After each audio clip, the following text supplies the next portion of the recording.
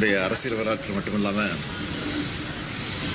தமிழ்நாட்டோட வரலாற்றிலேயே மிக முக்கியமான நாளாக இந்த நாள் அமையப்போகுது. ஓரணியில் தமிழ்நாடு என்ற மகத்தான முன்னெடுப்பை திராவிட முன்னேற்ற கழகத்தின் சார்பில் இன்றைக்கு நான் தொடங்கி வைக்கிறேன். இன்று தொடங்கி 45 நாட்கள் தொடர்ந்து இந்த இன்று 38 வருவாய் மாவட்ட கழகங்களையும் அந்தந்த மாவட்டத்தினுடைய பொறுப்பு அமைச்சர்கள், மாவட்ட கழகத்தினுடைய செயலாளர்கள் என்னுடைய இந்த நிருபர்கள் சந்திப்பு நிகழ்ச்சி முடிஞ்சோடனே இன்றைக்கு அவங்கவுங்க பகுதியில்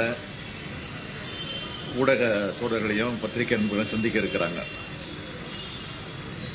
நாளைக்கு தமிழ்நாட்டில் இருக்கக்கூடிய 78 மாவட்ட கழகங்கள் சார்பில் ஓரணியில் தமிழ்நாடு என்ற தலைப்பில் பொதுக்கூட்டங்கள் நடைபெறவிருக்கிறது. அதில் கழக முன்னணியினர் பங்கேற்று உரையாற்ற இருக்கிறார்கள். அதைத் தொடர்ந்து ஜூலை 3ஆம் தேதியிலிருந்து தமிழ்நாடு முழுக்க வீடு வீடாக போய் மக்களை சந்திக்க இருக்கிறோம். அமைச்சர்கள், நாடாளுமன்ற உறுப்பினர்கள், சட்டமன்ற உறுப்பினர்கள், கழக முன்னோடிகள் எல்லாம் அவங்கவுங்க சொந்த வாக்குச்சாவடிகள் இருக்கக்கூடிய வீடுகளுக்கு நேரிலே போக போகிறாங்க. இதுக்காக கழகத்தினுடைய தகவல் தொழில்நுட்ப அணியின் சார்பில் தொகுதிக்கு ஒருத்தர்னு 234 பேர்களுக்கு பயிற்சி அளிக்கப்பட்டிருக்கு.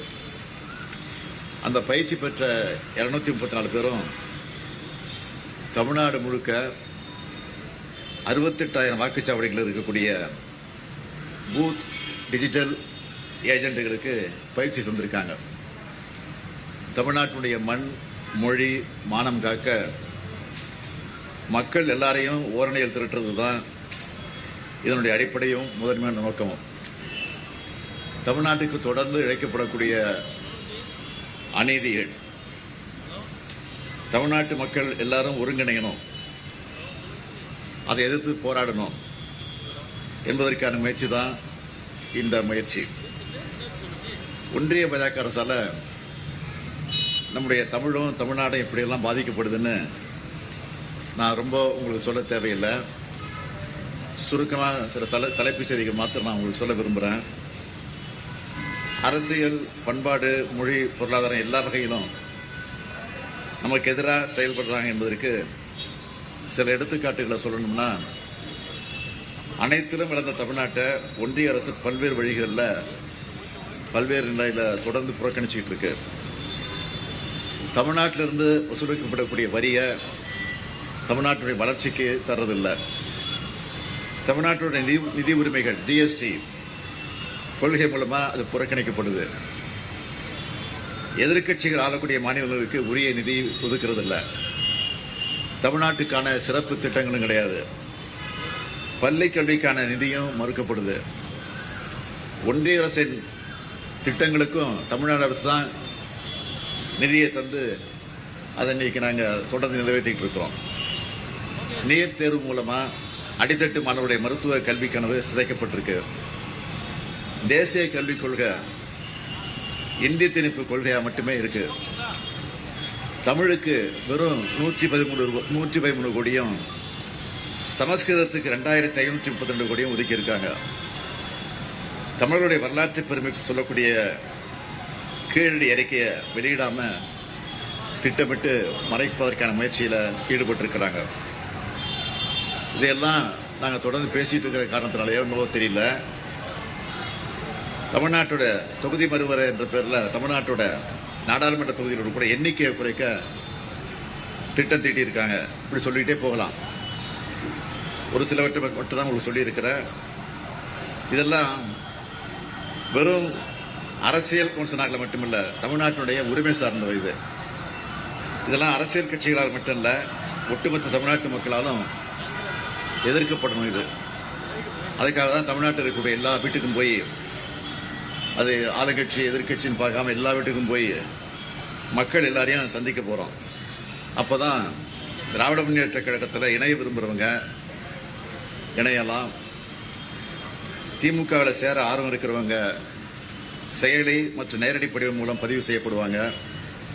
மேலோட்டமாக பார்த்தா திமுக தனக்கான உறுப்பினர் சேர்க்குதுன்னு உங்களில் சிலர் கூட நினைக்கலாம்.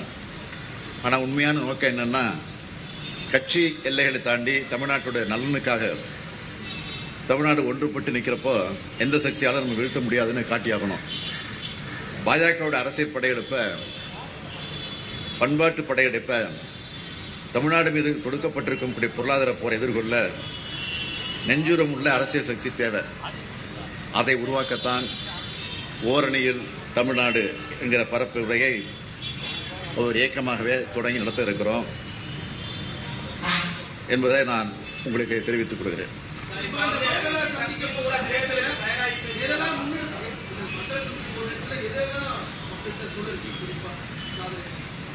என்ன சொல்றீங்க, ஒன்றிய அரசு இப்படி இந்த தமிழ்நாடு எப்படியெல்லாம் வஞ்சிக்கப்படுது, எப்படியெல்லாம் கொடுமைக்கு ஆளாகப்படுதுலாம் சொல்ல இருக்கிறோம். அதே நேரத்தில் திராவிட முன்னேற்ற கழகத்துடைய ஆட்சி வந்ததுக்கு பிறகு செஞ்சிருக்கக்கூடிய சாதனைகள், திட்டங்கள் ஏற்கனவே மக்களுக்கு தெரிஞ்சிருக்கு. இருந்தாலும் நினைவுபடுத்தி துண்டு பிரசுரம் மூலமாக கொடுத்து அந்த பிரச்சாரமும் நடக்க இருக்கு. அதே நேரத்தில் உறுப்பினர் இருக்கிற அந்த பணி நடைபெற இருக்கு.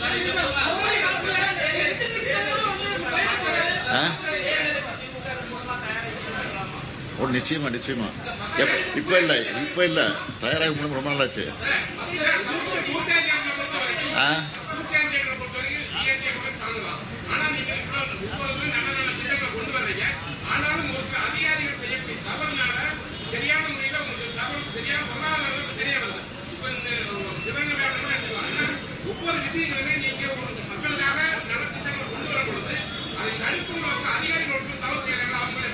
என்ன தவறு செய்றாங்க? என்னது வந்தோடனே ஆக்ஷன் எடுத்துட்டுமே வந்தோம். எங்களுக்கு எப்போ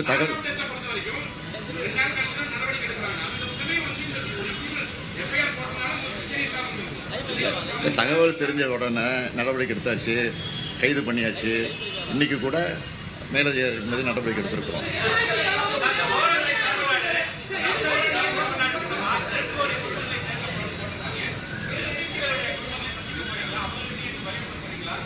சொல்ல போகிறோம், நிச்சயமாக சொல்ல போகிறோம். விருப்பம் உள்ளவங்க சேர்க்க போகிறோம், கட்டாயப்படி சேர்க்க போகிறது கிடையாது. சேர்ந்து சொல்ல போகிறதா அவங்க சேர மாட்டாங்க அந்த மாதிரிலாம். அதனால் அவங்க விருப்பம் தான் சேர்ப்போம்.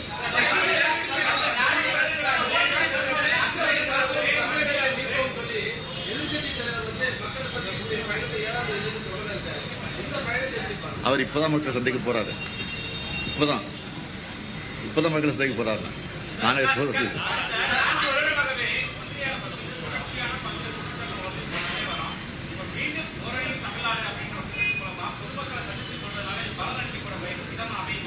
மக்களுக்கு தெளிவாக தெரியும். இருந்தாலும் அதை நினைவூட்டுறோம், வலியுறுத்துறோம், வற்புறுத்துறோம். அவ்வளோதான். தேர்தல் பரப்புரையும் உண்டு, உறுப்பினர் சேர்ப்பு உண்டு, ஒன்றிய அரசு வஞ்சித்து கொண்டிருக்கக்கூடிய அந்த கொடுமைகளும் உண்டு. இன்றைக்கு திராவிட முன்னேற்ற கழகத்துடைய சாதனைகளையும் சொல்ல இருக்கோம்.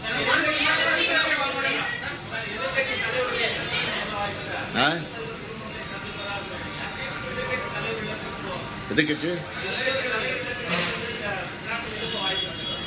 புரியல.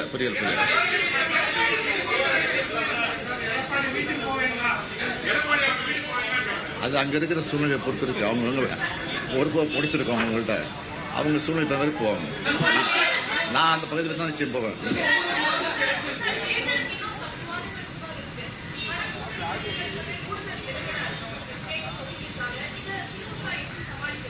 அது தேர்தல் தேதி அறிவித்த பிறகு நாங்கள் உட்காந்து பேசுவோம், அது சமாளிச்சிருவோம்.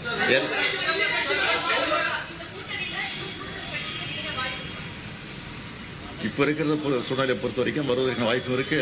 ஆனால் வாய்ப்பு வரக்கூடிய நேரத்தில் அதை எப்படி சேர்ப்போங்கிற சூழ்நிலை எங்களுக்கு இருக்கு. அதனால கலந்து தான் செய்வோம்.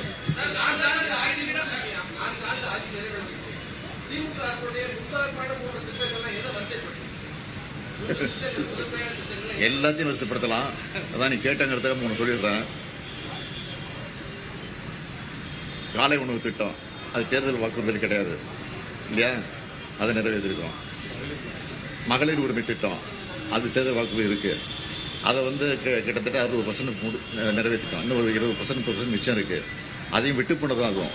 அது அவங்க தவறாக படிவத்தை பூர்த்தி பண்ணாமல் தவற விட்டுட்டாங்க. அதை சில தப்பாக பதிவு பண்ணியிருக்கிறாங்க. அதெல்லாம் திருத்தி அதுக்கு ஒரு முகாம் போட்டு அதுவும் செப்டம்பர் மாதத்துலேருந்து கொடுக்க போகிறோம். அதனால் அது ஒரு திட்டம், அது பெரிய திட்டம். பேருந்து இலவச பயணம், இது கட்டணம் இல்லா பயணம் பண்ணுறாங்களே, அது ஒரு பெரிய திட்டம். ஒரு மாணவர்களுக்கு மாணவிகளுக்கு கல்விக்காக 1000 ரூபாய், ஆரம்ப பள்ளியை முடிச்சுட்டு கல்லூரிக்கு போகும்போது 1000 ரூபாய், அந்த அற்புதமான திட்டம். இப்படி பல திட்டங்கள் இருக்குது. எதை சொல்கிறது எதை பண்ணுறதுன்னு தெரியல.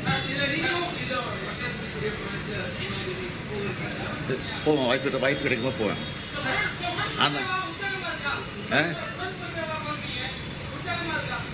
அதனால் தொடர்ந்து பார்த்துக்கிட்டு இருக்கேன். அதுக்கு ஒரு சட்டமன்ற தொகுதிக்கு 1.5 மணி நேரம் ஒதுக்குறேன். நீங்களே பார்த்துருப்பீங்க. இங்கே நான் வந்து 3 தொகுதி எடுத்துக்கிறேன் ஒரு நாளைக்கு, காலை மாலை. ஏன்னா கோட்டையில் போய் வேலை செய்ய வேண்டியிருக்கு, அரசு வேலையும் பார்க்க வேண்டியிருக்கு, நிகழ்ச்சிகளுக்கும் போக வேண்டியிருக்கு. அதுக்கு தகுந்த மாதிரி நான் பார்த்துக்கிட்டு இருக்கிறேன். 234க்கு நிச்சயமாக இதே அறிவாலயத்தில் எல்லாரையும் அடித்து சந்திப்பேன்.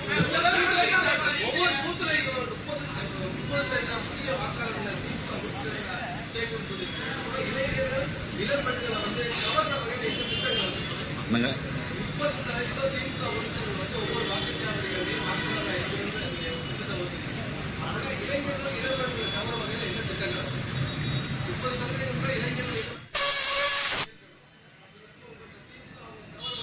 நான் முதல்ல ஒரு திட்டத்தை கொண்டு வந்திருக்கிறோம். அந்த திட்டத்தின் மூலமாக பயிற்சி கொடுத்து அவங்களெல்லாம் இன்னைக்கு கூட ஒரு நிகழ்ச்சி முடிச்சு தான் வந்திருக்கு. பெரிய நிகழ்ச்சி முடிச்சு தான் வந்திருக்கிறேன். கிட்டத்தட்ட 20 லட்சம் பேரை 40 லட்சம் பேருக்கு பயிற்சி கொடுத்துருக்குறோம். 3 லட்சம் பேருக்கு அதில் வேலைவாய்ப்பு கிடைச்சிருக்கு. எல்லாரும் 20,000 ரூபா, 1 லட்ச ரூபா, 2 லட்ச ரூபா, 3 லட்ச ரூபா சம்பளத்தில் கூட வேலைவாய்ப்பு சேர்ந்துருக்கிறாங்க. என்னங்க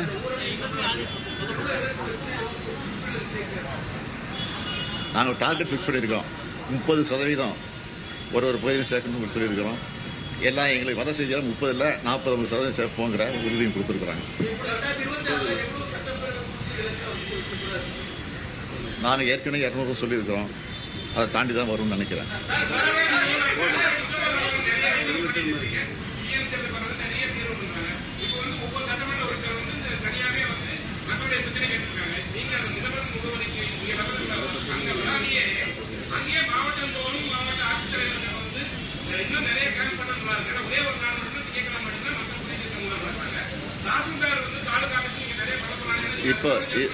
இப்போ அரசின் சார்பில் ஏற்கனவே ஒவ்வொரு நகராட்சிக்கும் போய் மாநகராட்சிக்கும் போய் எல்லா அஃபீஷியல்ஸும் போய் அவங்க ஒரு வாரம் தங்கி அங்கே மக்கள் குறையை கேட்டு அந்த ஸ்பாட்டில் முடிச்சுட்டு இருக்கிறாங்க. அது ஒரு ஏற்கனவே முகாம் முடிஞ்சிருச்சு. இப்போ இன்னொரு 10 நாளில் மறுபடியும் மீண்டும் அந்த பயணம் தொடங்குகிறோம். அப்போ தான் அந்த மகளிர் விட்டு போன அந்த உரிமை தொகையை கூட ஃபில்லப் பண்ணி கொடுக்க சொல்லியிருக்கோம். ஆக அந்த பணியும் நிறைவேற்றுறதுக்கான பணி செய்யும்.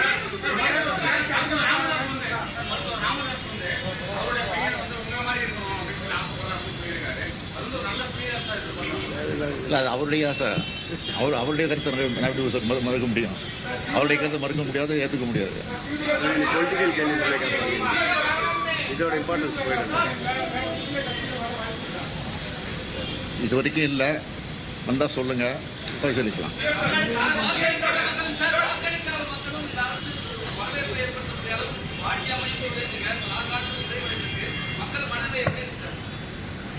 இந்த உரிமை தொகை இருக்க டிஎம்கே மட்டும் வாங்கலை, டிஎம்கே மட்டும் வாங்கலை, எல்லா கட்சியிலும் இருக்கிற மகளிர் வாங்கிட்டு இருக்கிறாங்க.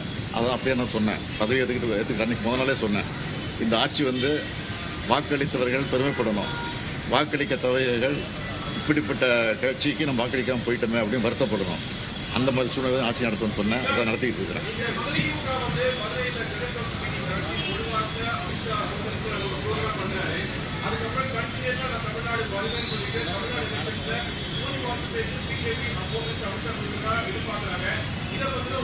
அமித்ஷா அடிக்கடி வரணும்.